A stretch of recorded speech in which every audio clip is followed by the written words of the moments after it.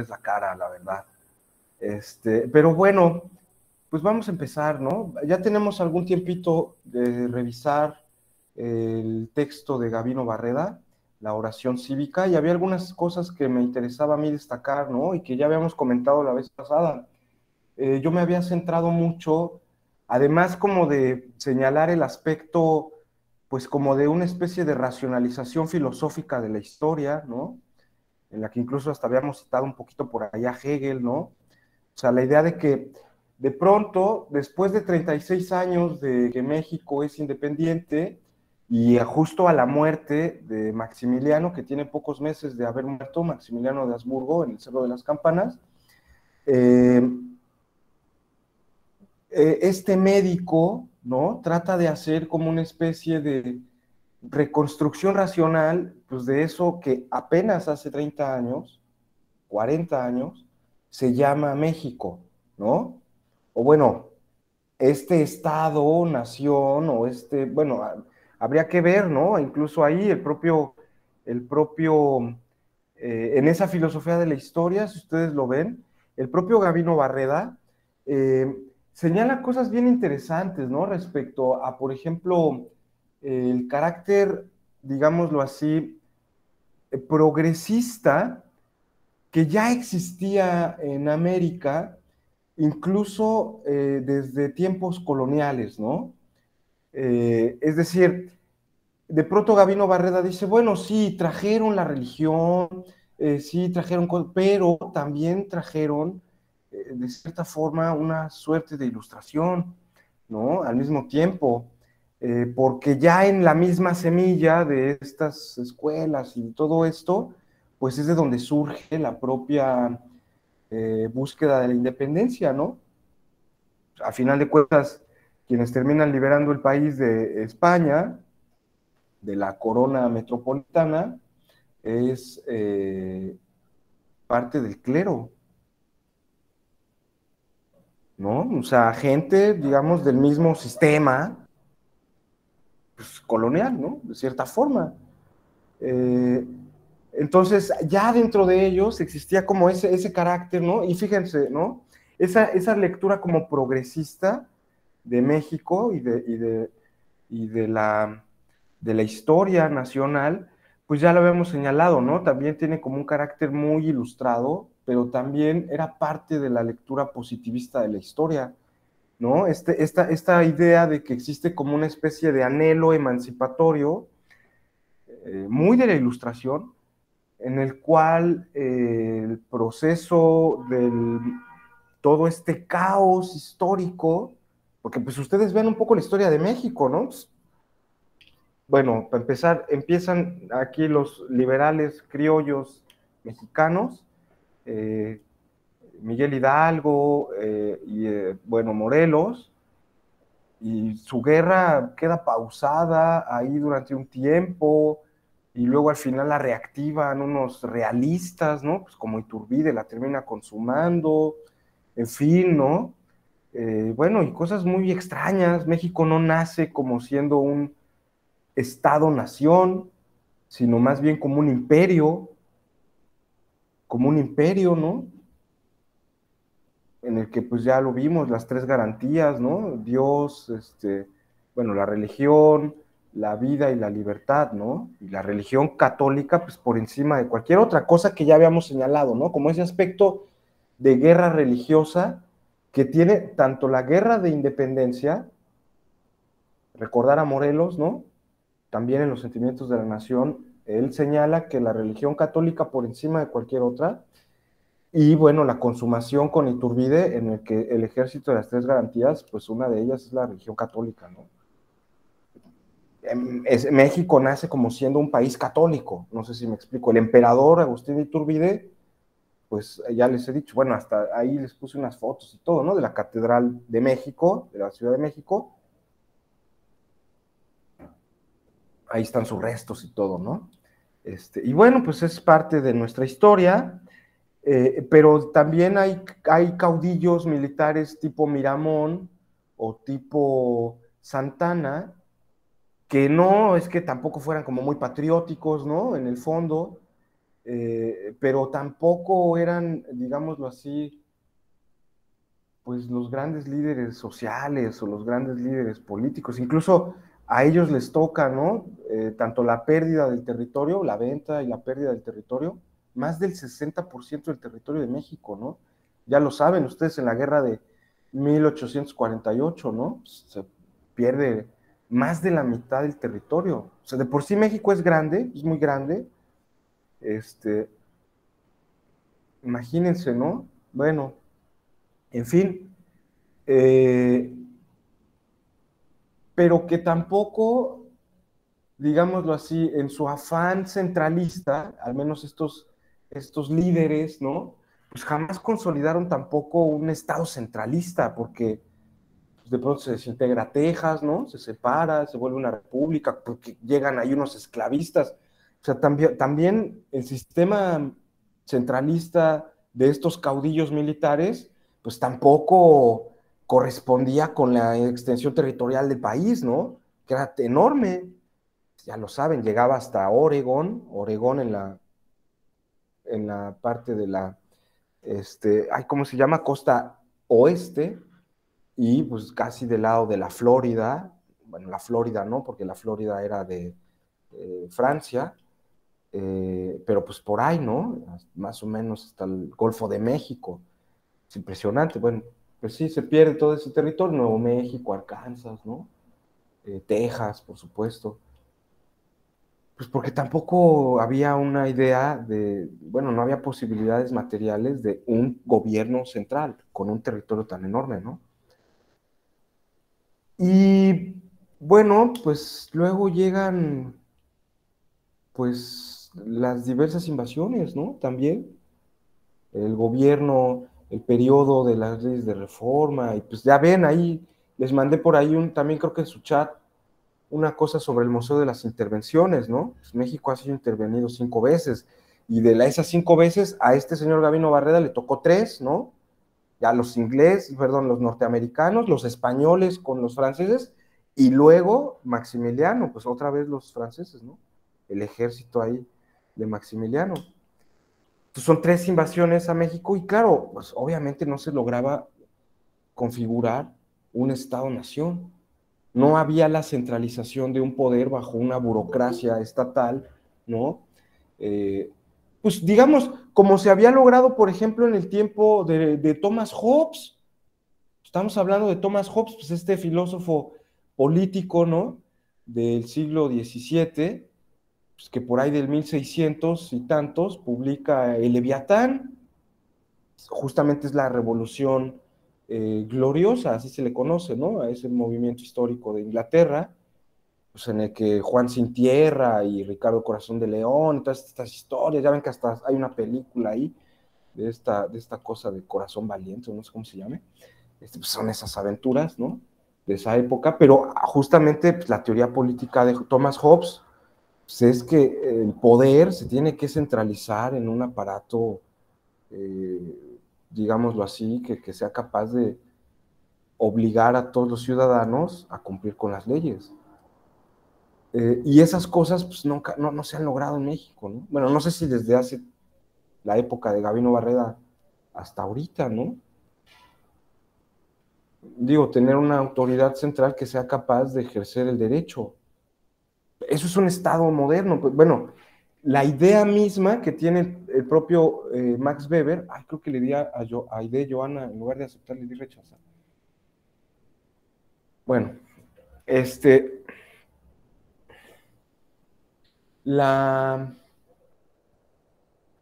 la idea misma que tiene, por ejemplo, Max Weber, este sociólogo en economía y sociedad, no y sociedad, ¿no? Sociedad, digo, es lo mismo, pero economía y sociedad, dice él, Max Weber, da una definición acerca de qué es el Estado para él. Y es una definición muy clásica, la usa todo el mundo, y dice que el Estado es como el monopolio de la violencia legítima. Y bueno, pues es una definición que a mí me gusta mucho, ¿no? Porque efectivamente el Estado tiene el monopolio de la coacción. O sea, ellos te obligan a cumplir la ley, ¿no? Y estás obligado, quieras o no quieras, ¿no? Y en ese sentido está como esa idea de coacción. Te pueden obligar a cumplir la ley, aunque tú no quieras, ¿no? Y si no la cumples, pues también hay castigo, ¿no? Hay coacción. Entonces, pues sí, ¿no? Pero es un monopolio, o sea, solo el Estado puede tener ese derecho y además es legítimo, o sea, no es algo arbitrario, sino que de cierta manera los ciudadanos pues, le dan cierta validez a esa violencia,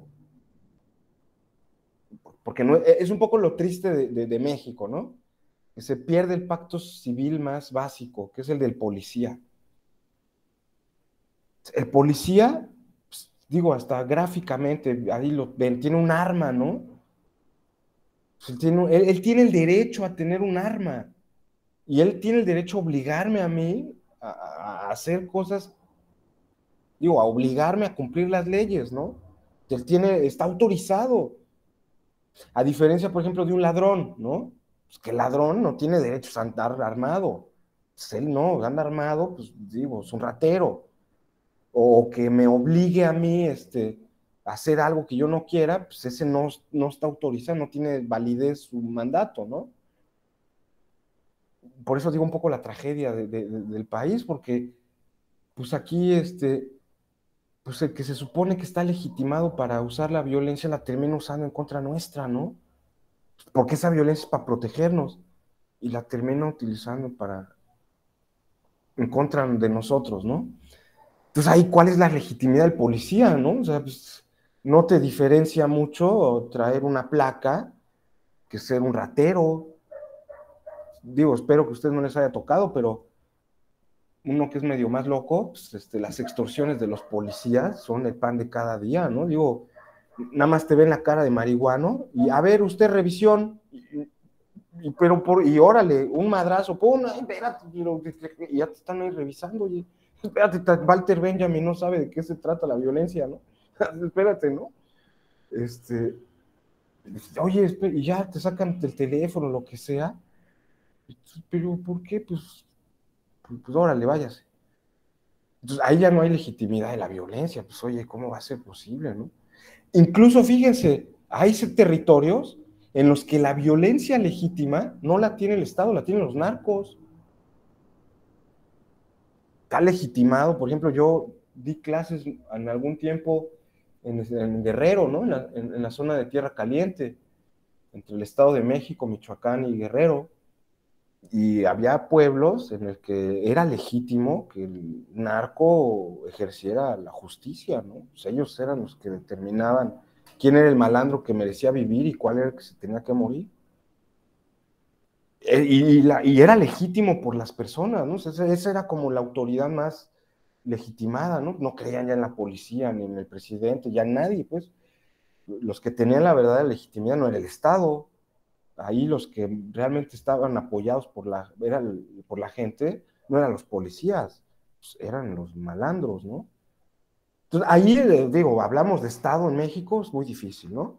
Bueno, pero esa es una idea, y entonces yo pienso que en ese sentido el propio Gabino Barreda como que, como que es consciente de que esa es una de las cosas que le hace falta a nuestro país, lograr la unificación y la concentración de un poder político, pero con la salvedad de que ese poder político sea igualitario, no esté sometido ese poder político ni al fuero de la iglesia, que se siente por encima del Estado o por fuera, que el Estado, este poder político secular, este poder que surge de la Revolución Francesa, de Thomas Hobbes, toda esta cosa, este, la iglesia no puede ser este, extraterritorial, ¿no? Es decir, se tiene que aplicar la jurisdicción del Estado sobre la iglesia. La iglesia no está más allá del Estado. No, porque yo soy cardenal, porque yo soy obispo, pues a mí nadie me hace nada, porque las leyes de México a mí no me afectan porque yo soy el príncipe de la Iglesia de Roma. No, espérate, o sea, no, aquí se cumple la ley para todos, aunque sea una ley secular. Pues, la ley divina ahí de tu evangelio y lo que quieras, tu iglesia romana, perfecto, pero aquí en México se cumple esta ley y tampoco por encima del Estado el ejército, las cuestiones de los caudillos militares, tampoco, porque ellos tienen un fuero, ellos ejercen la violencia, ellos están por encima de cualquier ley. Tipo Santana, ¿no? Vamos a salvar al país, ¿no? Y entonces justifica la revolución y terminan vendiendo el país. Oye, pues espérate, según alzándose por una causa justa y terminó entregando la mitad del país a los gringos en una guerra además absurda y se terminó gastando todo el dinero de México y pues la historia de México, ya lo sabemos, ¿no? ¿Y por qué? Pues porque como él es el caudillo iluminado y como él es pues ya el que tiene el uso del carisma político tipo militar, pues ya nos va a liberar. Entonces a él no se le aplican las leyes del Estado. No, el Estado no es así. O sea, ahí es como esa lucha, ¿no? Por tratar de encontrar un mundo en el que sean los ciudadanos, el mundo civil, ya lo hemos platicado, ¿no? No el mundo religioso, ni el mundo militar, sino el mundo de los civiles. Por eso es tan importante. Hacia allá yo quería ya, tal vez en este cachito, hacia allá es donde yo quiero hacer mi cápsula. Es un poco hacia donde yo quiero invitarlos, ¿no? La iglesia y el ejército tenían sus academias que formaban a sus cuadros, pero la sociedad civil no tenía nada. O sea, si tú querías educación en la época del México naciente, o te metías a la iglesia, cosa que todavía sucede.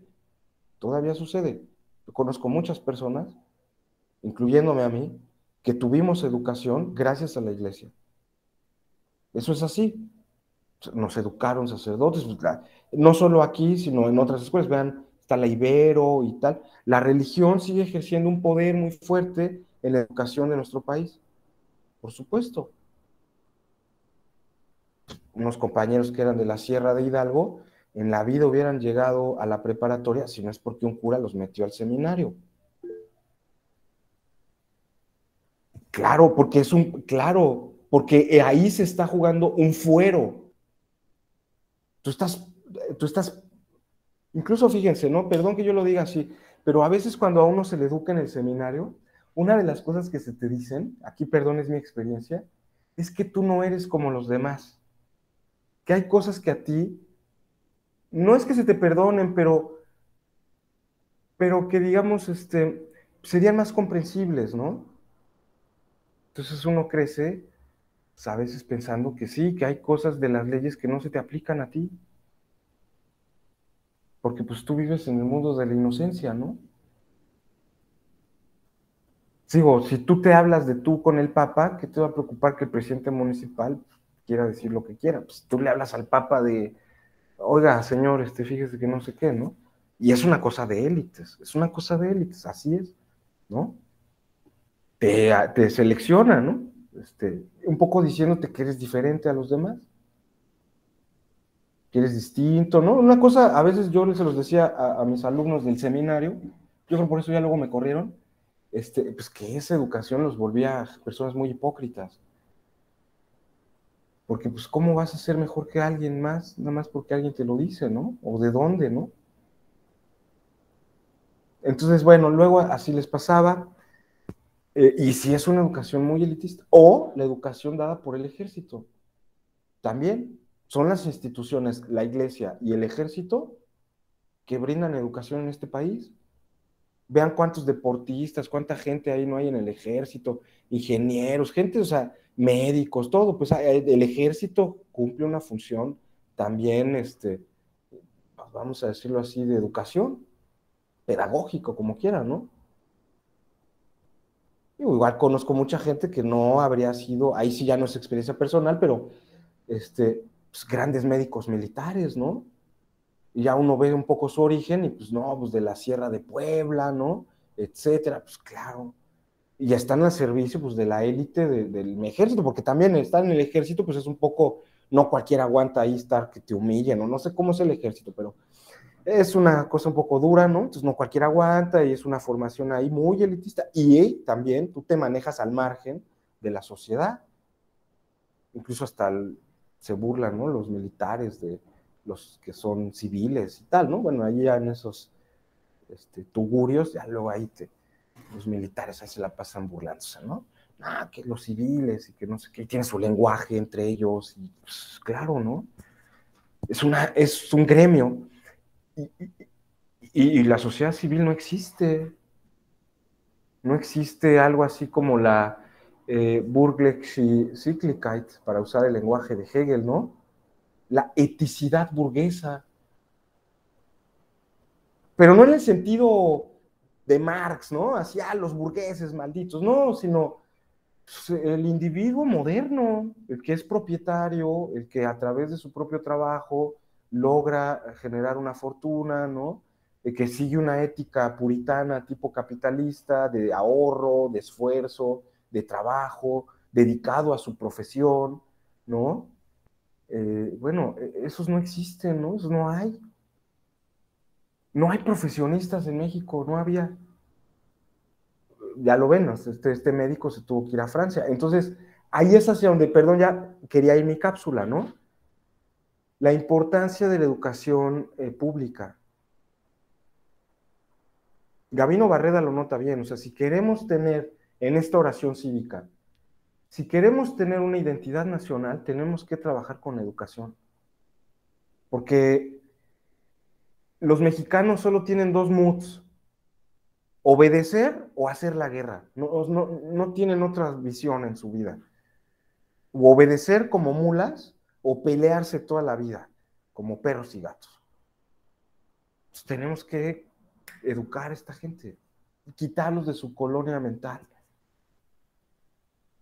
Y con eso se pensaba que se iba a lograr una sociedad pues, que por fin fuera una sociedad igualitaria, una sociedad en la que no hubiera privilegios, el privilegio de la iglesia, que todavía los hay, miren, desgraciadamente eso es algo que pues sí, ¿no? En México, pues todavía existe, no sé qué en Chiapas, la verdad aquí no sé qué tanto en Chiapas, pero pues sí pienso, ¿no? Por ejemplo, en Guadalajara, que pues es una ciudad muy importante, ¿no? No sé cuántos habitantes tenga, pero es una ciudad, ¿no? Es una ciudad de las más importantes de México. Pero también es un sitio, Jalisco y toda esa región, en la que el catolicismo ha sido muy, muy fuerte, muy arraigado. Ya saben, fue una de las zonas de la Guerra Cristera. Y su antiguo cardenal, el cardenal Sandoval Iñiguez, pues es un tipo nefasto, ¿no? O sea, representa lo peor de la iglesia en México, ¿no? Ultraconservador, eh, digo, al menos a mí que pienso un poco así como que diferente, ¿no? Digo, no, tampoco es que yo sea muy liberal, ¿no? Pero pues sí, este tipo vive en la Edad Media, ¿no? Literalmente, ¿no? Y todavía siguen ejerciendo influencia sobre la sociedad de Jalisco, porque el seminario de Guadalajara es uno de los más numerosos de México. Ahí van a estudiar los chavos filosofía, teología, puro varón, ¿no? Ya saben. Y es uno de los más grandes, incluso su facultad de filosofía es más grande que la propia UDG.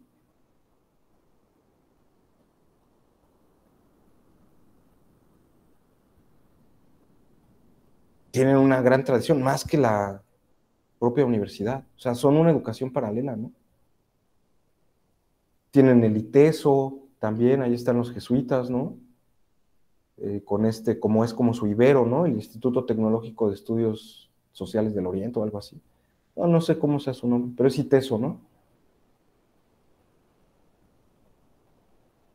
Y todavía siguen teniendo una gran relevancia dentro del mundo político.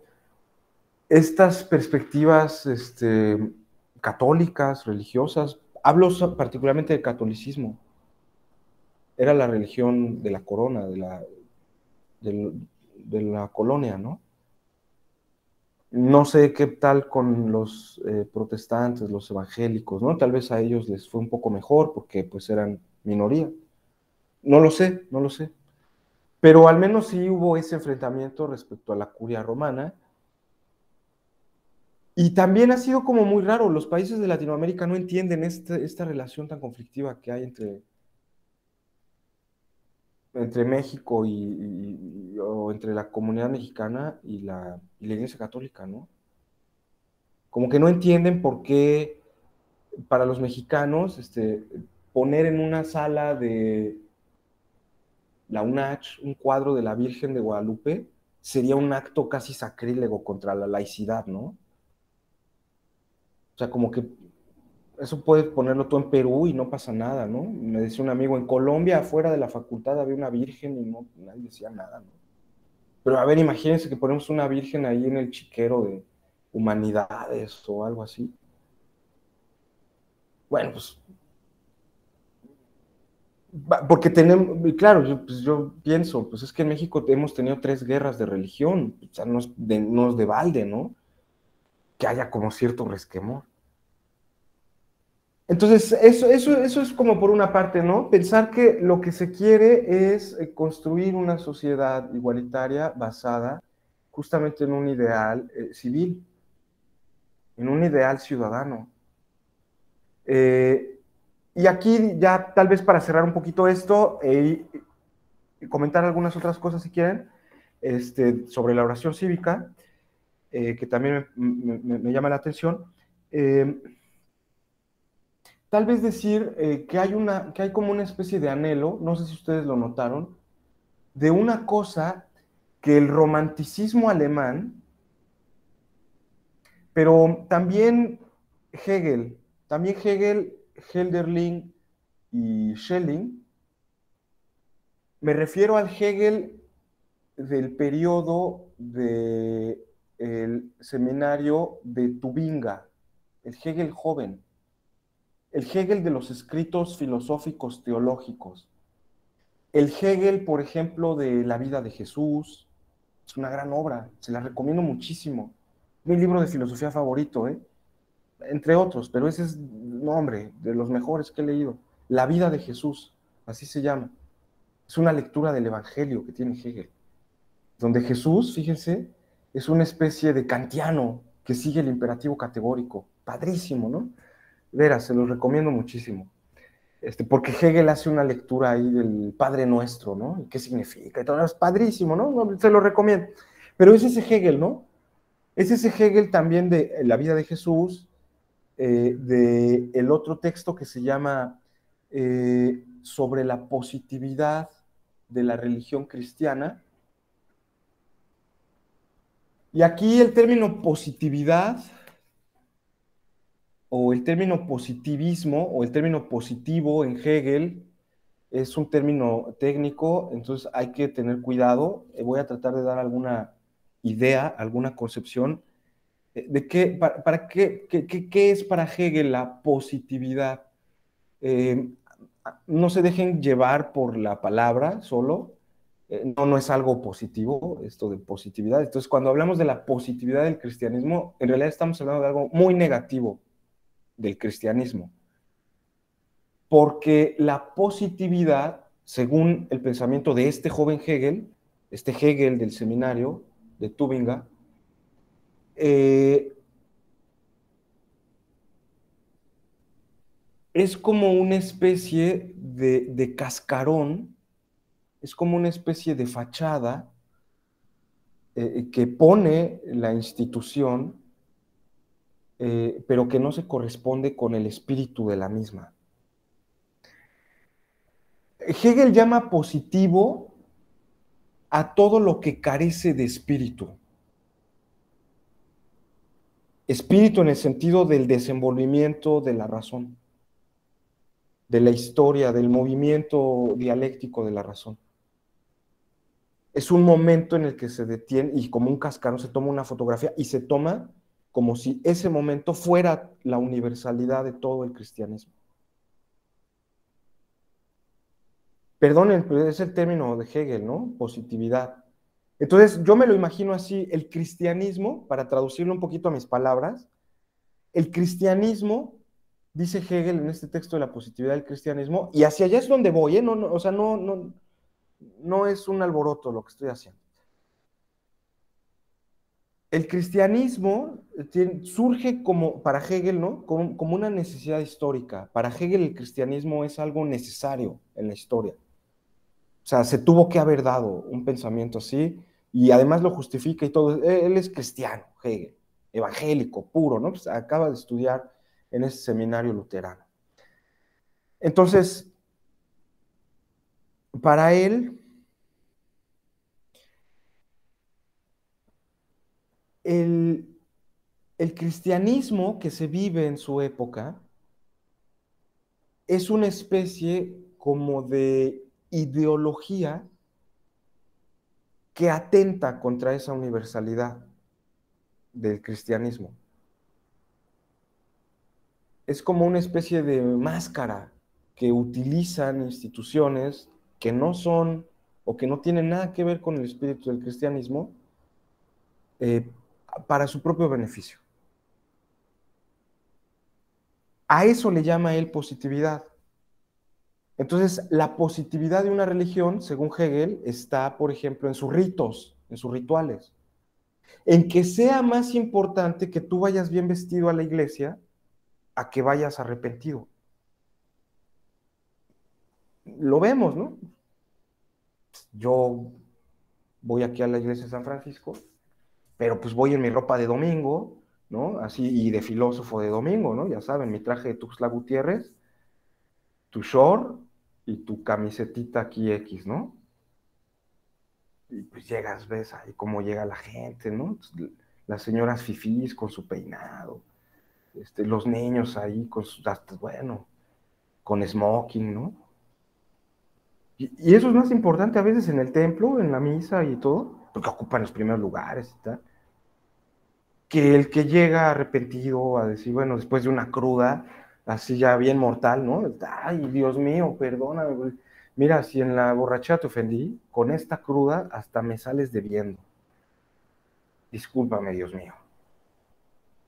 Pues ahí vas arrepentido, ¿no? O a llorar ahí tu mal o lo que sea. Bueno, y en la religión de Hegel, en su época, según él, había muchas cuestiones, particularmente dadas en los rituales, en los que el cristianismo se expresaba públicamente, pero de la que carecía de ese espíritu. Entonces, para Hegel, el cristianismo ya en su época era una religión sin espíritu. Le faltaba ese impulso vital, vamos a decirlo así, una palabra, ¿no? El impulso histórico. Había perdido su fuerza histórica, el cristianismo ya se había convertido en un puro cascarón. Ya no era una religión que dijera realmente un mensaje a las personas. Era simplemente un ritual. Y los domingos, pues yo me levanto y pues voy a la barbacoa y al lado de la barbacoa está la iglesia, pues tengo que pasar también. Pues, también me echo mi vinito, ya mientras, ¿no? Ya luego salgo a la barbacoa. Pero es algo como, pues sí, ya se va a casar, pues háganle una boda, ¿no? Aunque el tipo viva como pagano, aunque el tipo ni le interese en el matrimonio, nada, ¿no? Y ahí los tienes, ahí en la catedral y todo, ya viva el matrimonio, y se odian, ¿no? En su corazón se odian, pero se casan porque es una cosa social. Te casas para que... Entonces ahí ya el cristianismo ya no juega un papel real, nada más es la pura fachada. Bueno, con esas críticas de Hegel, estos románticos, Schelling, Schlegel, Schleiermacher, ¿no? Novalis, van a apelar por una religión civil. Y esto es bien importante, este tema es bien importante, el de la religión civil. Fue un tema muy interesante en la Ilustración y el Romanticismo. ¿Por qué? Novalis, en un escrito que se llama Europa o la cristiandad, un escrito que, dicho sea de paso, fue censurado por en su época por el propio Goethe o Goethe, ¿no? Censuró ese escrito de Novalis, no lo publicó, pues, hasta que murió Novalis lo publicaron, y creo que sin su nombre, ¿no? Y de Goethe se encargó de que no se publicara, porque era un texto que atentaba contra la reforma protestante. Es un texto completamente anti-ilustrado, completamente antirreformista, completamente digámoslo así, evangélico. Evangélico en el sentido luterano, ¿no? Se la pasa tirándole durísimo, ¿no? Y dice, claro, porque antes lo que nos daba el cristianismo en esta vieja Europa era un sentimiento de unidad. Eso es lo que logra la religión. Que no importa de qué país seas, de qué sociedad pertenezcas, qué clase social tengas, tú eres hijo de Dios. Hay algo que te vuelve igual a los demás, que te hermana con ellos, ¿no? Eso era algo que tenían los europeos antes de que llegara Lutero, porque todos tenían una misma religión, todos tenían un mismo pensamiento, todos tenían un mismo sentido de su historia. Eso daba la religión, ese poder no solo de religarte con la divinidad, sino de religarte con la comunidad. ¿Y qué fue lo que hizo la modernidad? Que todas esas estructuras tradicionales de sentido empiezan a desaparecer.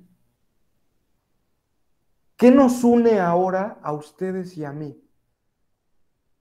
¿Qué nos hermana? Que podemos, no, pues es que en esto somos iguales.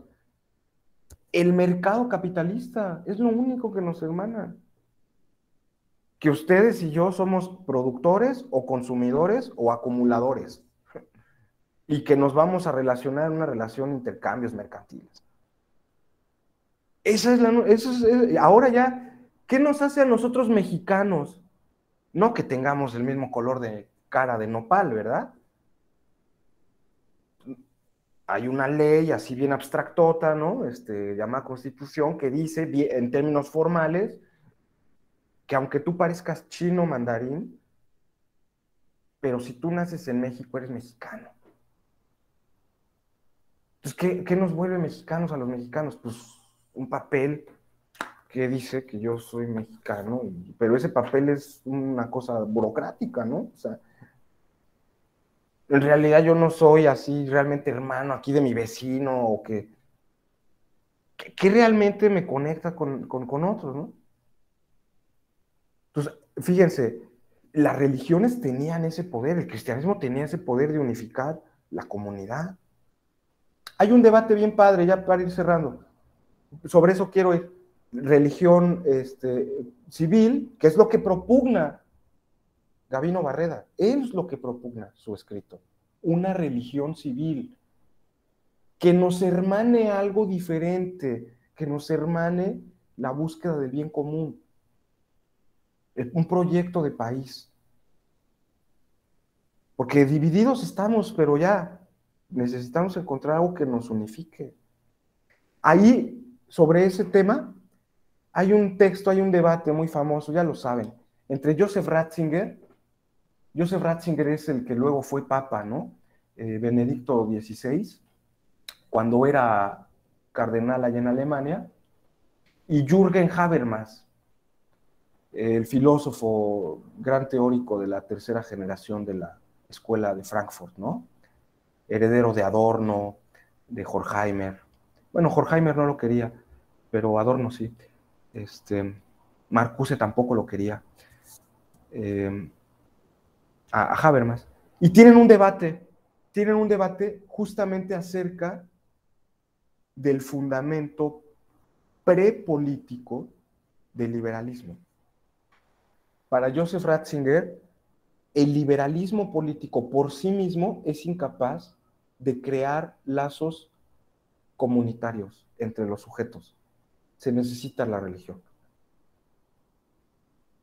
Habermas, obviamente, pues es un ilustrado, ¿no? Reilustrado, y esto va a tener su perspectiva más secularona, ¿no? Es un debate, está en el Fondo de Cultura Económica, se llama así dialéctica entre la secularización o algo así, o dialéctica de la secularización. Muy padre. Bueno, pero el tema es ese, ¿no? El tema es que a México le hace falta esa religión civil. O sea, el hecho es que no, somos incapaces de pensar un horizonte, digamos, de comprensión común en el que sea la construcción de un Estado civil, de un Estado democrático. Aquí no, es el privilegio, ¿no? Lo que queremos construir no es una sociedad civil, queremos construir el privilegio,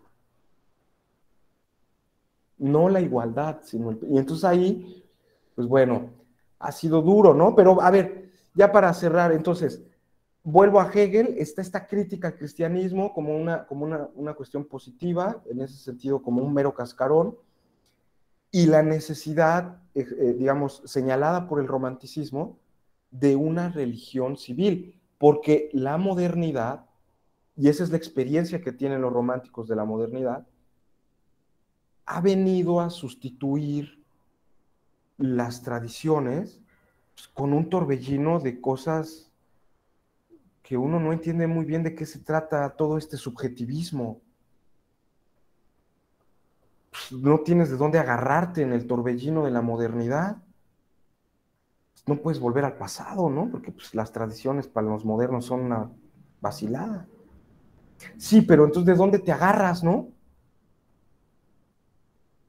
Ahí está como esa búsqueda del romántico por la naturaleza, por la nación, por la religión. Pero no porque fueran fanáticos cristianos o quisieran que, ay, vamos a fundar una nueva religión. No, la religión en ese sentido, ¿no? La religión en sentido griego. Eso es lo que buscaba, por ejemplo, aquí les recomiendo la lectura de Hiperión, de Helderlin. Es una tragedia que escribe Helderlin sobre este héroe, Hiperión. Y Helderlin plasma cómo es que Hiperión muere por los dioses de la ciudad. O sea, pero no los dioses como, ay, es fanático religioso tipo mártir. No, no, no, porque los dioses de la ciudad representan la identidad del propio pueblo. Esa es su cohesión. No si existen o no existen, porque a los griegos eso no les importaba si sus dioses eran verdaderos o eran falsos, ¿no? Ellos sabían que habían sido creados por la mitología de Homero, pero daban una identidad a su comunidad. Y eso, digamos que en México, pues no se ha tenido, ¿no? Ya lo habíamos platicado la última vez, cuando estábamos incluso hasta Bolaño, ¿no? Mexicanos perdidos en México. Entonces, bueno, dicho esto, no sé si ustedes quisieran agregar algo más sobre el sentido que ya he comentado de la lectura de Gabino Barreda. Yo creo que con esto es suficiente por señalar, decir algunas cosas. Creo que ya señalé lo que me llamaba la atención, la idea de la religión civil, es decir, esta oportunidad de religarnos unos con otros a partir de algo que nos trasciende nuestras diferencias y logra unificarnos. O sea, no sé si la Virgen de Guadalupe cumpla, porque hay mucha gente que no le gusta la Virgen, en fin, o sea, pero una religión civil. A lo mejor el Pejelopostli va a ser esa religión civil, o las Maruchan, ¿no? La nueva religión civil. No, perdón, ya estoy de puro vacilón. No sé si me quieran comentar algo sobre esto. A ver, va aquí algunos comentarios en el chat.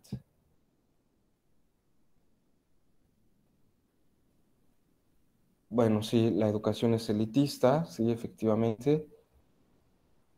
Pues yo ya lo había comentado la clase pasada que empezamos a hablar de Gabino Barreda, También me parece interesante las propuestas de quiebre que viene a dar con respecto a lo que se estaba planteando, pero también hacía el comentario de que al final iba a ser para unos cuantos también, o sea, nada más íbamos a cambiar como de ahora quién era el que iba a tener esta cuestión. A mí sí me hacía ruido algunas situaciones de él, pero también entiendo que es la postura, obviamente él era una persona acomodada y obviamente iban a estar como en el sentido de su sector social, ¿no? Al que iban a defender.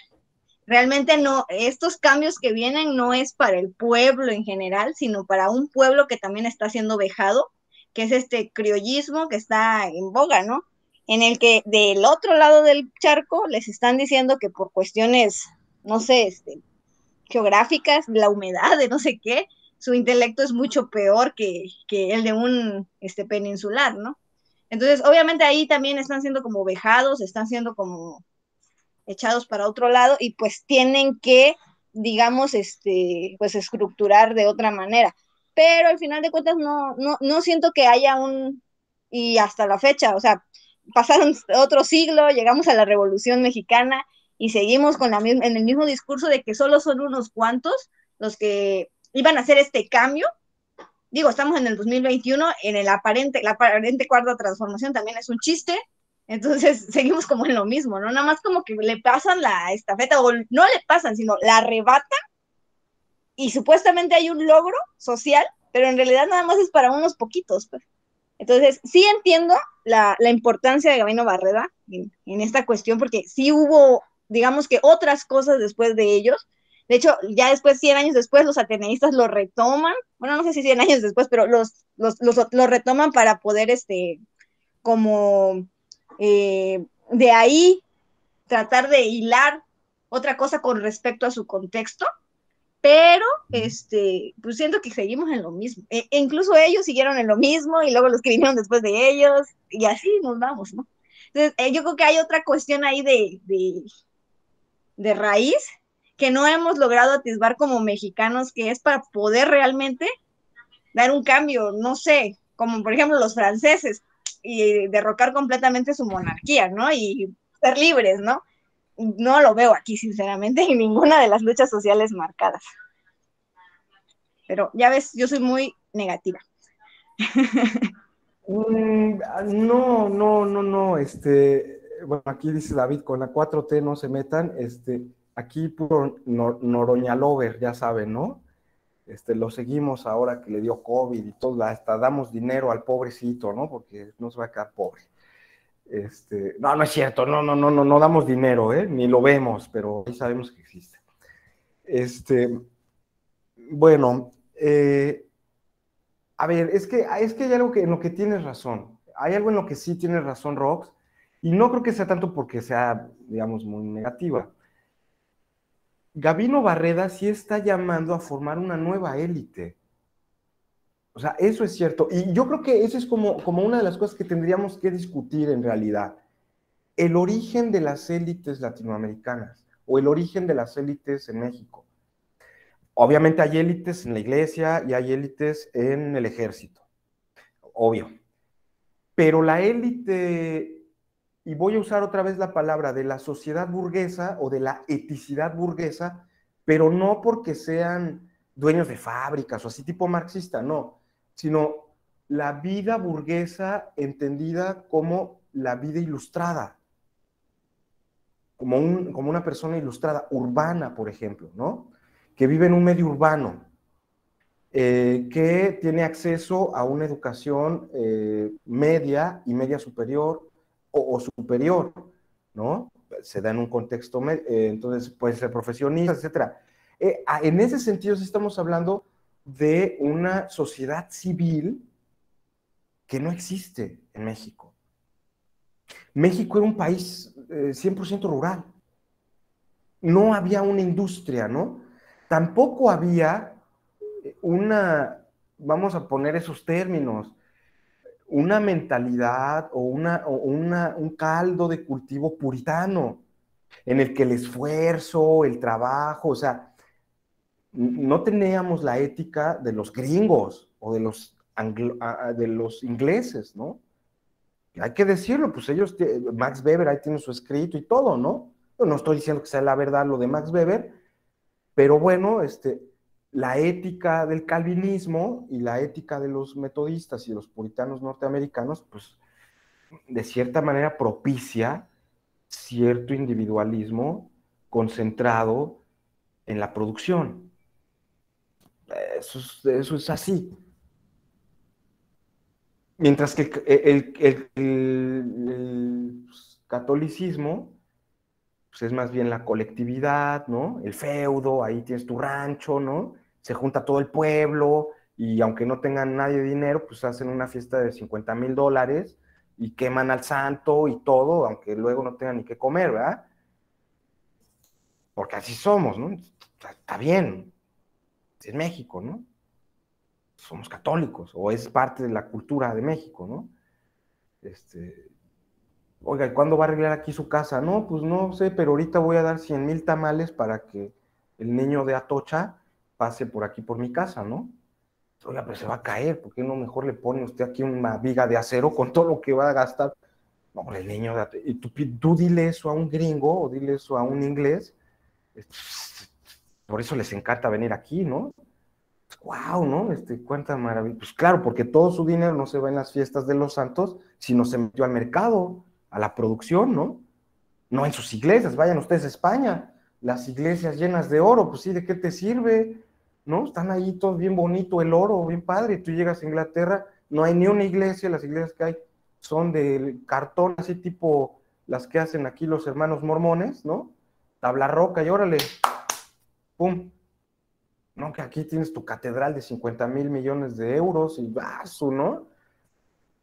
Somos idiosincrasias diferentes. Entonces ahí también están, esa conformación de esas élites no, ha sido difícil, ¿no? Y también, o sea, pues sí, esta educación de las élites, porque lo que se requería era un poco eso, tener profesionistas, ¿no? Tener abogados, tener gente independiente de los fueros militares y eclesiásticos, ¿no?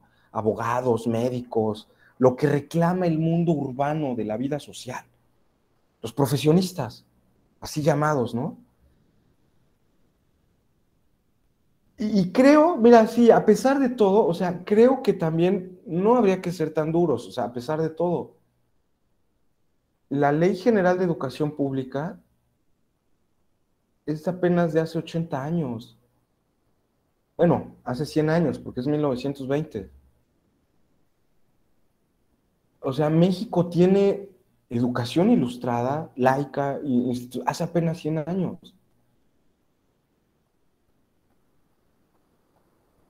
Entonces, en ese sentido también habríamos que decir, pues somos jóvenes, ¿no? O sea, no tenemos una larga tradición pues, de educación masiva para la gente o de formación universitaria o cosas de ese estilo, ¿no? Y que además, o sea, además también parte de, ya con eso yo cierro el comentario de Roxy, ya mi propio negatividad, ¿no? Este, También la educación en México, incluso la educación universitaria, pues es vista como un fuero más. No es una cuestión igualitaria al final.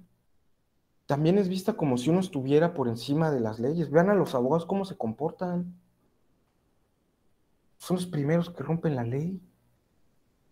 De veras, o sea, y ay, no, y están tomando ahí en la calle, cabrón, estás aquí echando desmadre, váyase. No, pero yo soy Ministerio Público y aquí con la caguama y la coca y todo, y te avientan un balazo y pues, espérate, pues, ¿y por qué? Pues porque ya tienen su título de abogados ellos son los que controlan las leyes y tal.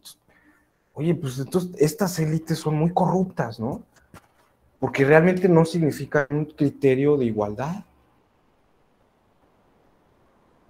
Digo, y yo creo que en eso sí tendríamos que sentirnos nosotros orgullosos, tampoco ser sangrones tipo UNAM, que de nada sirve, de que, ay, no, somos la élite del país, pero la educación universitaria es la élite, somos la élite.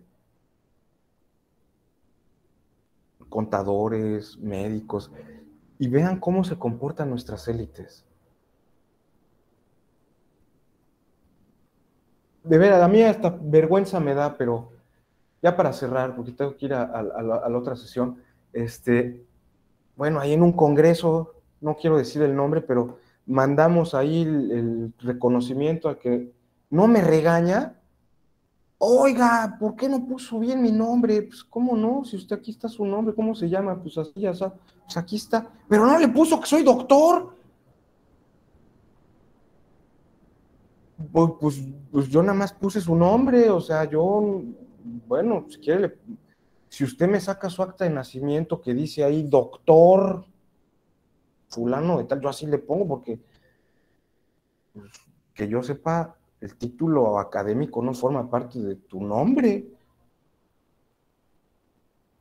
Como los perfiles de Facebook que aparecen así, maestro tal, licenciado tal, yo no los acepto, ya sea a lo que me atengo. Pues es que esas son nuestras élites, desgraciadamente, se convirtieron en un fuero más.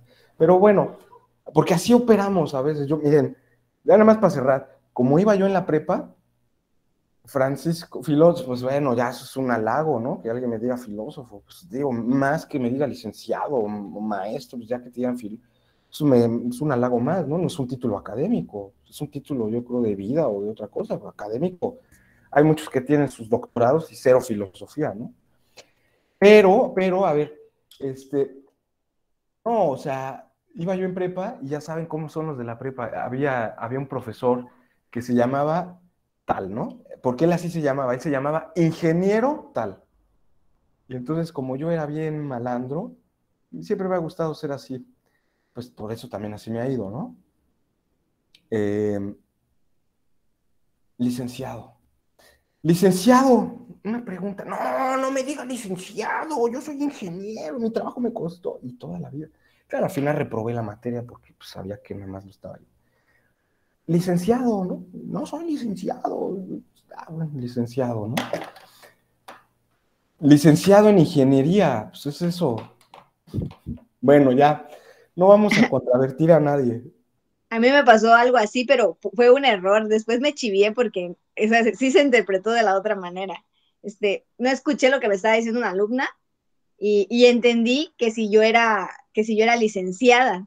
Y entonces no le digo, soy maestra porque tengo maestría, ¿no? Perdón, me dijo así toda chiviada. Y luego no, me estaba diciendo que si estaba silenciada en la pantalla de, ¿cómo se llama? Y yo, y la niña entendió que por favor no me dijera maestra, sí, o sea, licenciada, sino que maestra. Entonces tenía que primero decir maestra para poderse dirigir a mí.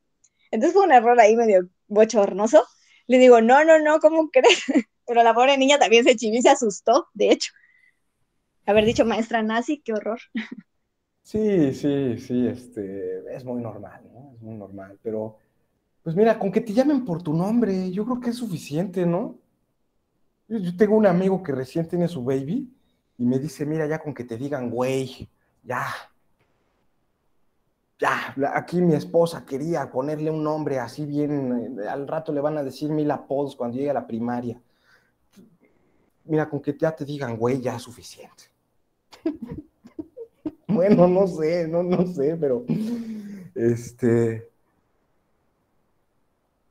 Arwen Robben. Bueno, pues miren, todavía para seguir pensando, vamos a hablar ahora, nuestra siguiente lectura es de Emilio Rabasa, este gobernador de Chiapas, del porfirismo, pero que bueno, también forma parte de este proyecto liberal. Y por favor, ya espérenme un poco para sacar mis cápsulas, ¿no? Sobre la universidad, sobre los discursos de la universidad. Son las últimas lecturas. El discurso de Justo Sierra y las otras lecturas acerca de la universidad. Y con eso cerraríamos esta cuestión del liberalismo. Adelante, Rox, no sé si algo más. Prof, ya lo del fenomenología ya no lo vamos a ver, ¿verdad? No, fenomenología no, vamos a entrar ya directo a filosofía analítica después de que terminemos esto. Miren, yo Ok. creo que pasa esta semana de nuestro evento, la siguiente semana hay puente, pero a nosotros creo que nos afecta solo el lunes, ¿no? Sí. No, el martes, ¿no? Es que nos afecta. Ujú. Sí, el martes. Y bueno, nos volveremos a ver el jueves. Ya para el jueves espero estar sobre el final de la segunda unidad y empezar con la filosofía analítica, ¿no? Gracias, profe. Sale, profe. Muchas gracias. Muchas gracias. Ahí les voy a subir ahorita la grabación. Muchas gracias. Nos vemos.